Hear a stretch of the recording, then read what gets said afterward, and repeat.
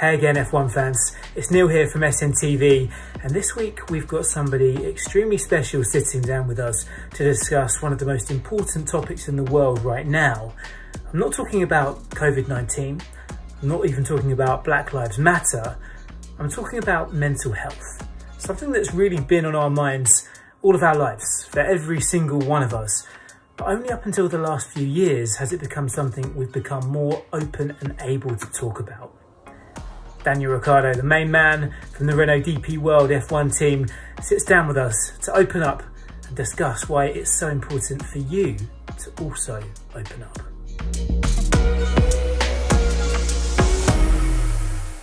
How important is it to say to someone and mean it, are you okay? Very important, absolutely. It sounds, so simple, and but it's sometimes the simple things we miss, and it's I think opening up, talking, and that's why it's having people, whether it's that's why it helps having close friends, close family, but also in your workplace, having people that you bond with and you trust and you feel, happy to talk to and open up and allow yourself to feel a little bit vulnerable, that's okay. And I think that it's people understanding that, the days of having too much pride in yourself, it's a bit of an old school mentality. I think, there's everyone goes through ups and downs, no matter how good or cool your life may seem, and maybe your problem may not seem as big as someone else's, but it's still there, and I think things can still eat away at you and build up. So I think just having a release and having, at least somebody to talk to is really helpful. As guys, in particular, I think we're probably the worst offenders for this, don't you? Absolutely. And you think as well, you're in a world where speed, strength, this macho image is really important almost to the bravado and what you do. But it's also super important now, I think, in this growing age of consciousness, even around top level sport, to just let people in. Do you think though that with F1 there is room for this consciousness to grow a little bit and for people to really take this conversation seriously at this top end where you're operating? Yeah, I think not only in F1, I think everywhere really, because it's still it's still a fairly new topic, or at least, that's been openly talked about. And it's, I guess mental health seems like a more easy phrase, but in the past it's been, whether it's labeled as depression or there's a few other words, but it's like, it's foreign, and it's when something's new and you're kind of opening a new book to people, they're like, I maybe life was easier when this book was closed, but no, I think just the more people that start to talk about it, and again, people, whether it's in sports or, I think if someone looks up to someone, and then they start to talk about something that they thought, oh, wow, how are they able to go through this? I didn't think that was the case. Then it obviously, opens up everyone else to be, okay, well, if they're talking about it, then this must be fine. And it helps encourage that conversation. So, and as you touched on, with males, I think in particular, it's, we're too macho for that. It's like, I can't talk about how I feel or if I'm a bit emotional or a bit down. So it's just, again, it's the way we were kind of brought up until now. But I think it's not as daunting or overwhelming as it seems or sounds. It can be, as you touched on, very simple to just say, hey, how you doing? Are you okay?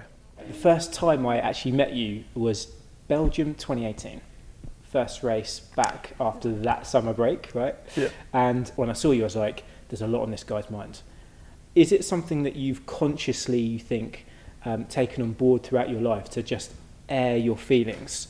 Or did you at that time reach out for advice on what maybe you should be saying to people like me who was sitting there with my microphone ready to talk to you? You always, whether it's friends or people you work with, you're always going to get some advice. I think that's natural, but I don't know, I probably struggle not to be honest. Like I feel I'm a very honest person, and I struggle to, there's always little white lies, but never, I can't blatantly really lie in someone's face, or like, I don't know, I'm probably just the way I am. I think I'm probably too nice, therefore I'm honest, you know.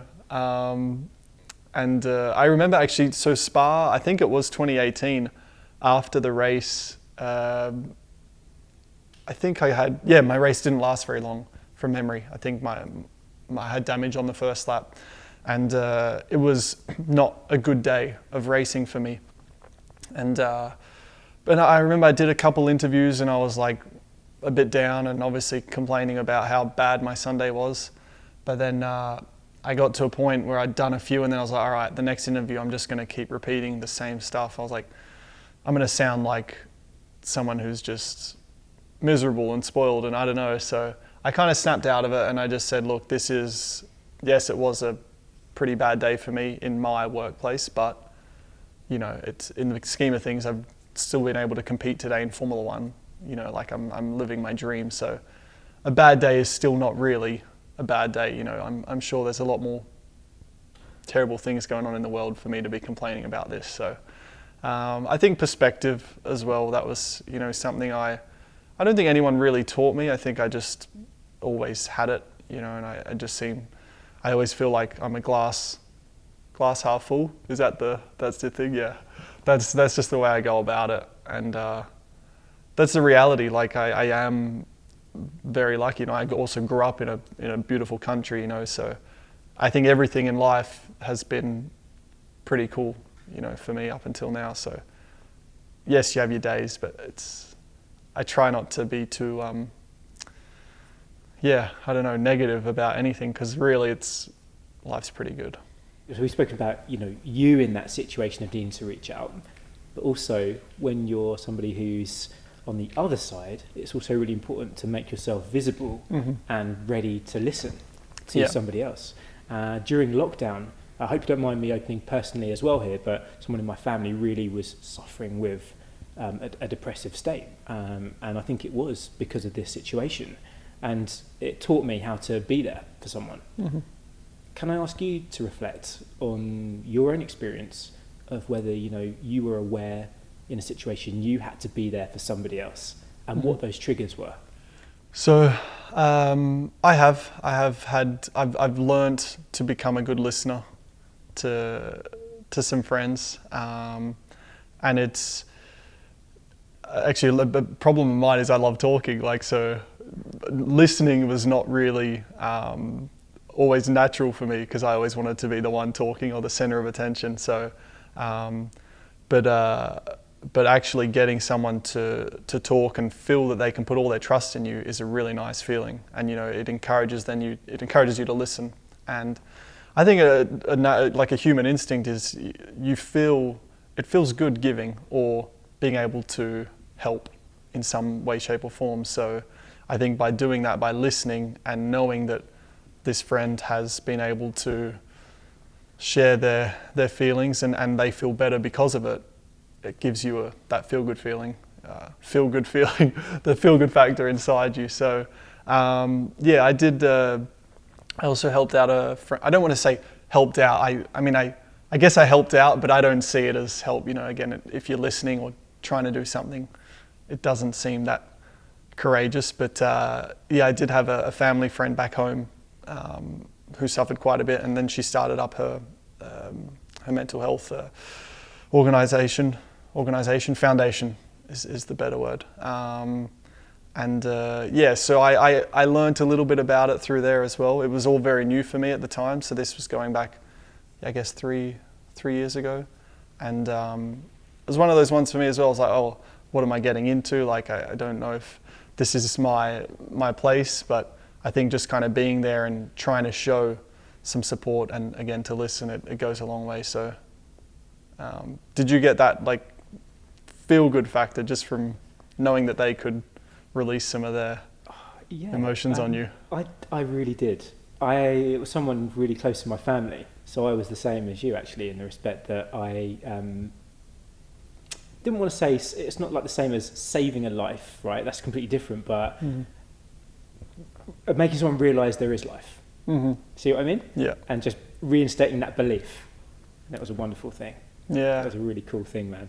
And you do that to everyone at race weekends. You actually do that, right? these guys will testify, I think. And that leads me on to this next point.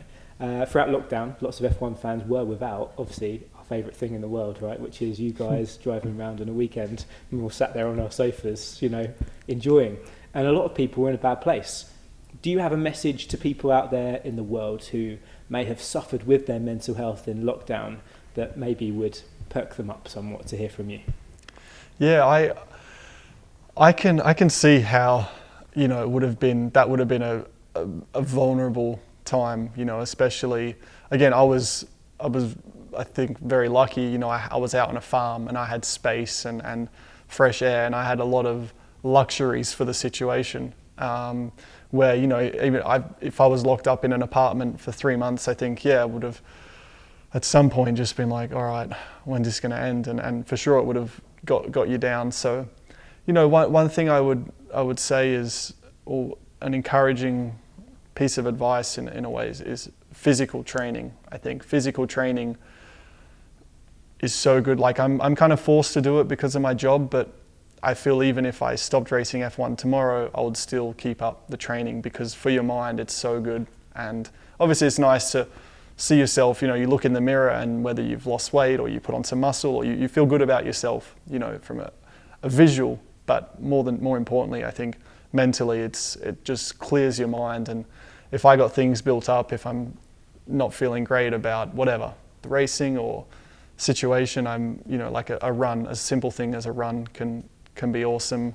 And I feel when your body's under some like physical stress, you don't really have room for other thoughts. It's like you're kind of just focused on that, and I feel like the physical stress feels like it pushes away the probably emotional stress on you, and it's a bit of a cleanse. So and I think as well, you don't feel you need a gym, don't feel you need, sorry to the people that run gyms, I'm not trying to throw you out of business, but if you are in a small apartment, like, you can improvise, you can be your own motivator. So but it helps.